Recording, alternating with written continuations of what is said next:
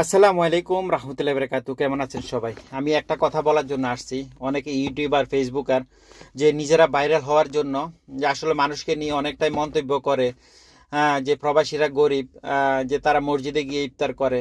যে ভাই, আপনি যে কথাটা বলছেন আপনি নিজেকে চিন্তা করবেন। আপনি কি কাজ করেন? আপনি তো দেখেই বোঝা যাচ্ছে আপনি মনে হয় যে কোনো বাসার গাড়ির ড্রাইভার, সেটাই বোঝা যাচ্ছে। তা আপনি মানুষের কষ্টটা বুঝবেন কি করে? যারা ডিউটি করে, মার্কেটে ডিউটি করে, যে অনেক লম্বা ডিউটি, বাসায় যখন আসে ইফতারের 15 মিনিট 20 মিনিট বাকি, তখন তারা বাসায় যখন আসে তখন তারা কিভাবে ইফতারি বানাবে, কিভাবে ইফতার করবে? অনেকে দেখা গেল যে আশেপাশে মসজিদ আছে, যা মসজিদে যায় ইফতার করার জন্য, অনেকে হয়তো দোকান থেকে কিনে আনে বাসায় এসে ইফতার করে।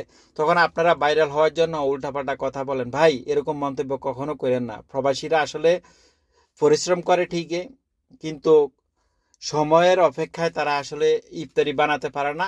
এভাবে কাউকে খোঁচা দিয়ে কথা বলবে না। নিজে ভাইরাল হওয়ার জন্য প্রবাসীরা আসলে ইফতার করে, তাদের সময় থাকে না বলে মসজিদে যায়। তো বন্ধুরা, কথাটা অবশ্যই বুঝতে পারছেন। তো সবাই ভালো থাকবেন।